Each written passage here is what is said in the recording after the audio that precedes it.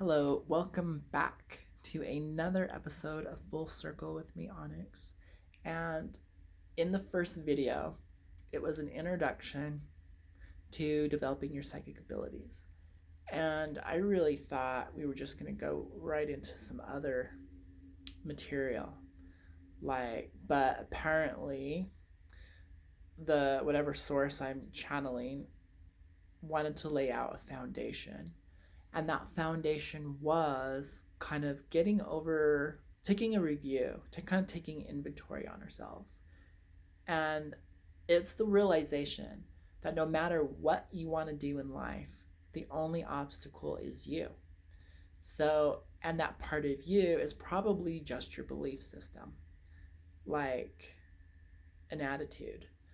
Um, and so the continuous work on removing the you out of the experience. So that could happen in the form of meditation, spiritual education, a real education on life, uh, and learning to be open-minded, open-hearted, and open-bodied, which is something I really promote through my videos and my spiritual wellness coaching.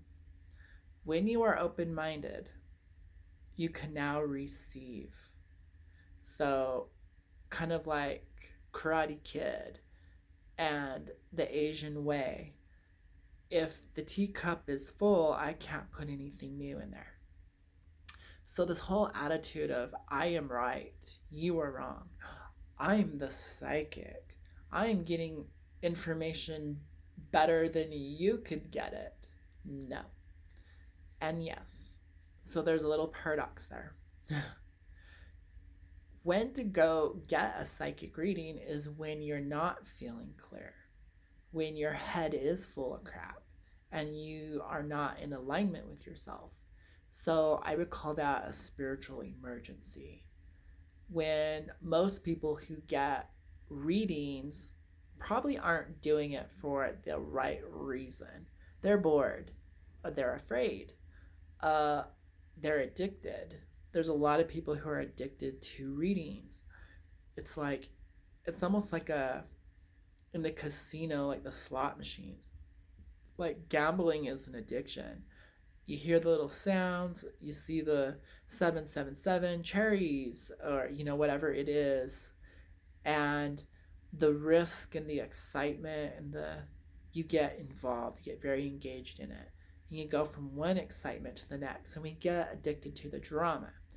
And so, know when your client is a psychic addict can help you too.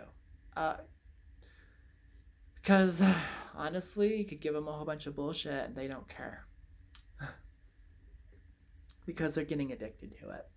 So they're addicted to hating you, they're addicted to loving you, they're addicted to believing you, and they're addicted to trying to figure it out. It becomes psychic readings, like tarot readings, become really addictive. And there's a lot of people being taken advantage by people who really shouldn't be handling the cards, in my opinion.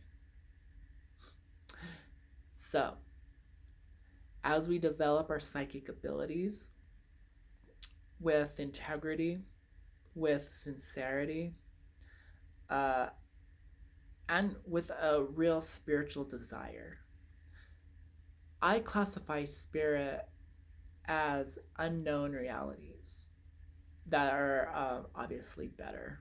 Like, with more information becomes more wisdom, becomes more insight, that sheds light on more possibilities and opens up different skill sets. So I look at it in a very practical way. It's not about miracles. It's not about proving anything, proving that we can tell the future or proving we can levitate objects and stuff. I mean, I went through that proving stage and I did some interesting things with that. It was fun. Uh, so I look at the tools, whether it's my playing cards or one of my crystal balls. I love working with a crystal ball, honestly. Um, I call them all focusing devices. I don't really say, ooh, the cards have a power by themselves. Crystal balls are portals and they're opening up to unwanted things and they need to be covered and cleansed and sealed. And I call that all superstitious religious stuff. It's nonsense. But if you need that to increase your belief in it, go right ahead. Say your prayers, your mantras, your chants, spin your chakras, whatever it is for you that gets you into a state of belief. Then at that point, I would say let's confront that part of you that's actually a disbeliever. Because if you need the ritual, if you need all of that, if you need it, then you don't believe. You're trying to bypass doubt. Let's just go to your doubts. So that's where I think being what I call healthy skeptic comes in. Like, and also I call it exploration, like a scientist or a detective. That releases me from that whole religious mindset of things having to be real. There has to be heaven. There has to be angels. There has to be guides. There has to be hope for humanity and a destiny. Like, when I'm bringing all that in, that's shutting the door to psychic abilities.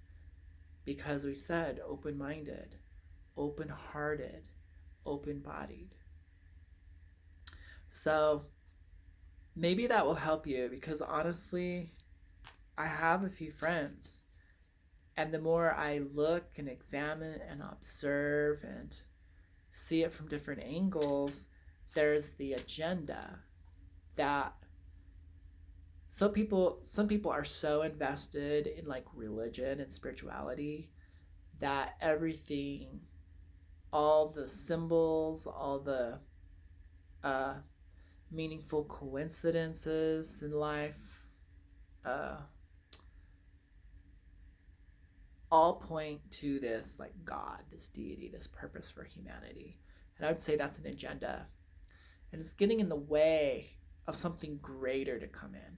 So am I really saying your religion, your spirituality, your magic, your craft is bad? No. I'm just saying let's create a little bit more room to breathe, you know, and let's move on. Because I've talked that to death. So, learning to put ourselves aside is really good. Light meditation is awesome. No visuals, just breathe.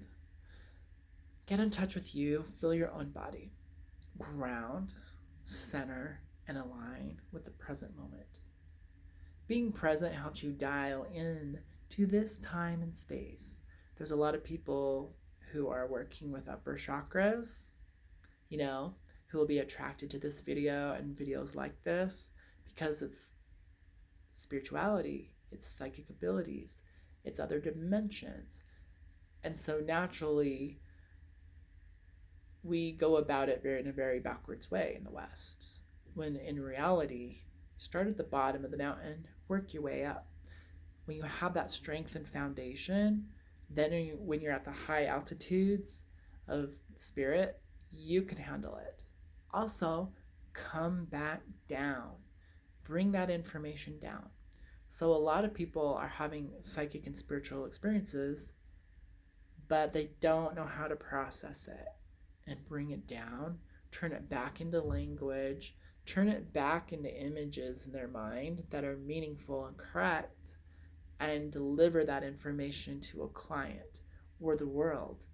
So I think Nikola Tesla is a great example of someone who was clairvoyant, someone who was psychic to begin with, who went and got a real world education in science, and was then able to take all that information, that energetic spiritual information, create with it, and manifest it, and improve our lives. And, and he said, spend time with yourself, be alone. Because he knew being alone is how you clarify. And it's basically a meditation. When you're by yourself, you're basically meditating. Like, at least that's my experience too. And it helps you like filter out all the crap. Like, you're not receiving imprints all day. And so that's being alone naturally puts you back at your center. And then you feel like yourself again. You're like, whoa, I didn't realize when someone's talking to you and you're interacting on these deeper spiritual levels, you're very connected. And so when you have time to be alone and kind of disconnect from other people's personalities, egos, characters on stage, whew, you come back to yourself. And that's something that I love to do every morning, every night. Any chance I get, I love to just be back with me. Because then it puts in perspective. When you are solidly you, then this other thing becomes really crystal clear. It's not vague anymore. Because when you compare the two things, there's no distortions. When I feel like I'm just completely me and I'm just looking at the world, I'm in my own body, I'm in my own frame, I'm just me, then anything not me stands out really clear as this unknown object or this other vibration. It's really clear. But when the line gets blurry because I may be overreaching or overinvested, or then I can't distinguish clearly. So part of training of a psychic or your intuition and your spiritual abilities, whatever it is that you want to do, this purification preparation step is put all your garbage away. One of my favorite little meditations when I was first playing with channeling was, I don't know if I read it or if I adapted the advice and made it my own, because I do a lot of adapting to make it my own, to make it work. I think so. What I did is I just imagined I had like a lunch paper bag, like a paper bag next to me, and then on a sheet of paper in my imagination, I would just write a word like how I'm feeling. So I might write the word agitated. Then I would crinkle it up and throw it in the bag. Then I might have a issue with my sister that's unresolved. So that's another thing. Unresolved conflicts. A lot of people like to just put them on hold. If you can do that, great. If you can't, that's when I have to close it down, turn the page by rectifying the situation and getting it done. So literally this last weekend, I had a conflict with my sister. It's been going on for 7 months. The 7-month period is because I would just distance myself to see if there was going to be any steps towards personal growth and change. When I went and visited my parents, there was no growth and change, and we started triggering each other. Our shadows came out to play. And then I couldn't meditate for 2 days. It was so like disturbing. I was like, this is interfering. Like, there was a lot of energy exchanged. So I was like, lesson learned. And then I wrapped that up by doing some texting, cleared that. Then I had enough peace of mind to do my meditations and practice my spiritual work. So relationships can definitely get in the way. Outside interactions. So I literally like to close them out. That's half the reason why I am forgiving, is because I want to just cut the cords, bring things to resolution, and then close the book and move on.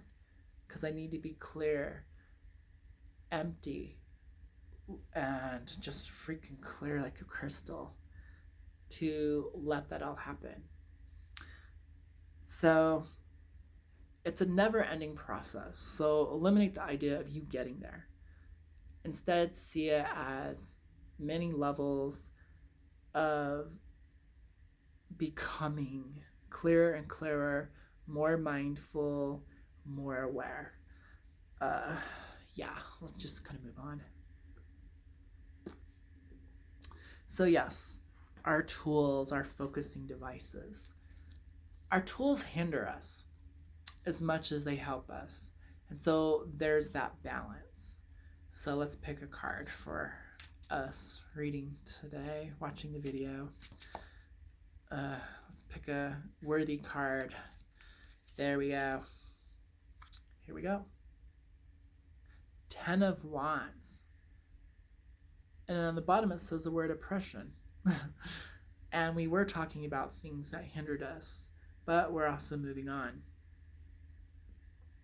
So on the most superficial level, you just read the description. You know, I see Saturn in Sagittarius. Saturn doesn't do too well there. That's why it's an oppressive force. Saturn also crystallizes things. Now I have to go beyond the image, go beyond the tool. I used it to help dial in to something that wants to be expressed. And it's actually really perfect for our new moon that we're having in Cancer. So here's all this information. You know, I know where the stars are. And then now I just need to like rest my mind, open it. I have to go beyond the definition of the card and everything I know about it. All that learning and knowledge I have to go beyond. I have to go beyond the image. The image is already confirming what it is.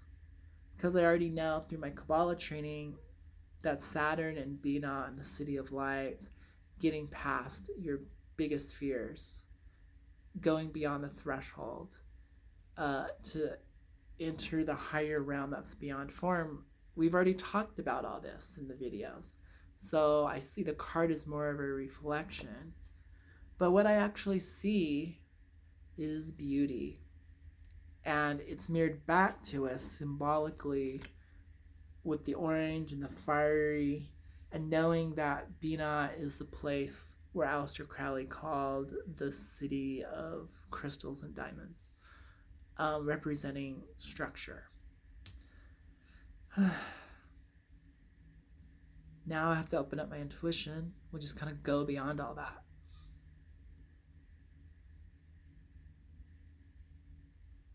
So I actually see abundance and indulgent. Like I see actually relationships working out, things being at this time being very lush. Someone's going to have a very nice romantic dinner. We're going to experience all the abundance that life has to offer in the form of pleasure, specifically the hedonistic pleasure. Now that was the vision, and then it's still once again reflected in the card because we know Sagittarius is a hedonist by nature. And it, you know, more and more and more, and I just, you know, they're like very indulgent. It's a very indulgent, fiery energy. So let's open up even more. Let's open up our hearts and our bodies. And then I just hear the word streaming through me right now. Abundance, in this beautiful voice. Abundance. So clairaudiently, I literally hear the word abundance.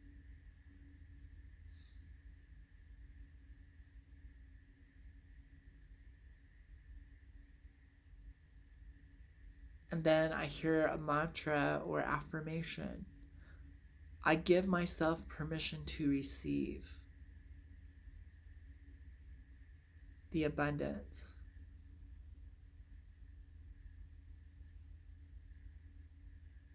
I hear very clearly, I am eternity. In eternity, there are all things. Abundance is a part of me. There is nothing that I need.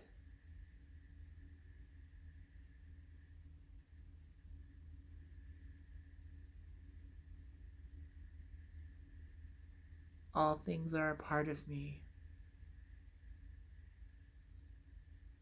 I look out in the beauty and the majesty.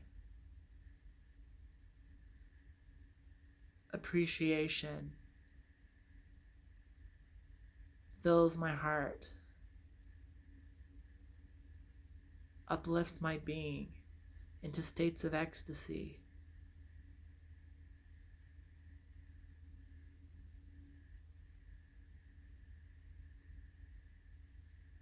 I'm literally having a vision. So it's beautiful. So channeling that energy, having the vision is really great for me, right? I want my client to experience it as well. I want to share that energy with my client. It's like an education.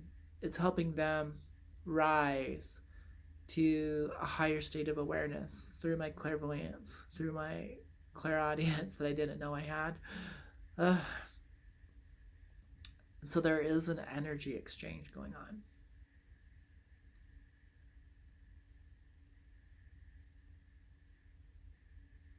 It's beautiful, actually. And I see the scroll like being rolled up, like that was the message. It is done. And that's how I go beyond the surface level of a card to get more information. And it's through daily meditation. It's through also just kind of being aware. My body is an instrument, it's a vehicle. Like you feel electricity. We have a nervous system with electrical impulses and chemical electrical impulses as well. And so we interpret information through our nervous system. We send signals also chemically. It's a vocabulary. Pheromones is a real thing. And so there's our body being very aware and in your body increases your psychic ability because it's rooted to your five senses. And your five senses will react to this fourth, fifth, and sixth dimensional information that you're getting, or we can just call it energy information.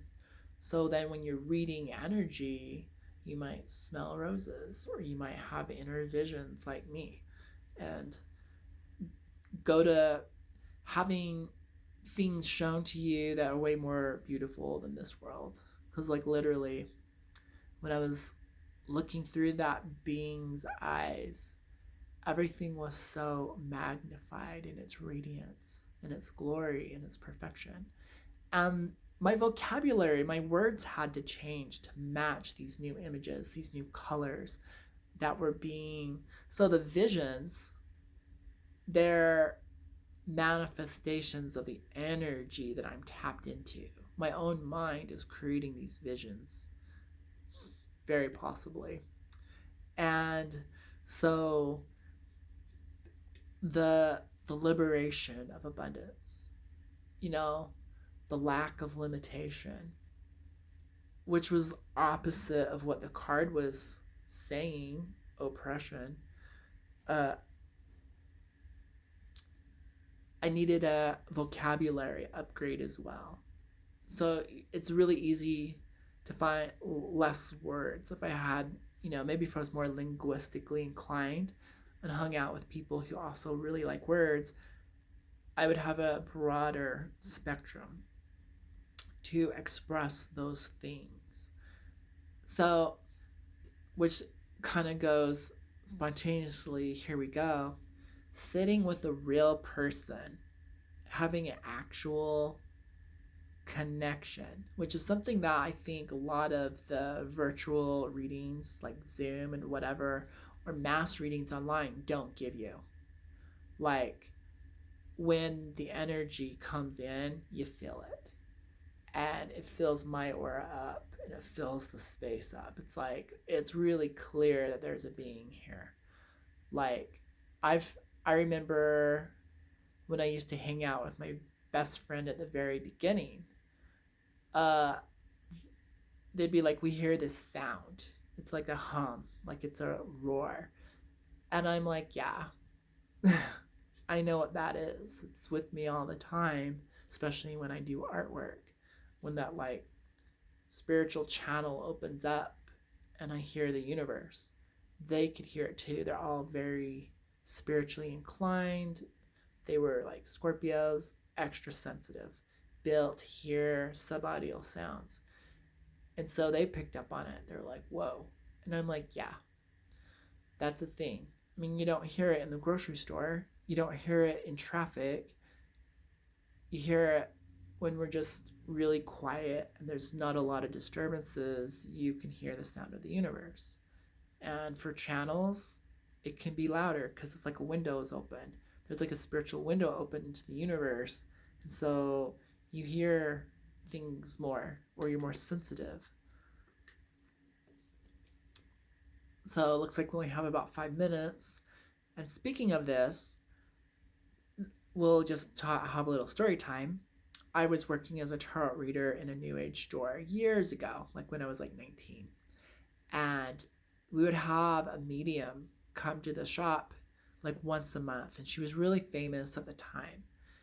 And she was actually a chemist. She worked in a chemistry lab, and which I thought was really cool. I love it when these like left brain scientific people have like a spiritual awakening, because their skills are usually off the chart because they have that really well developed brain.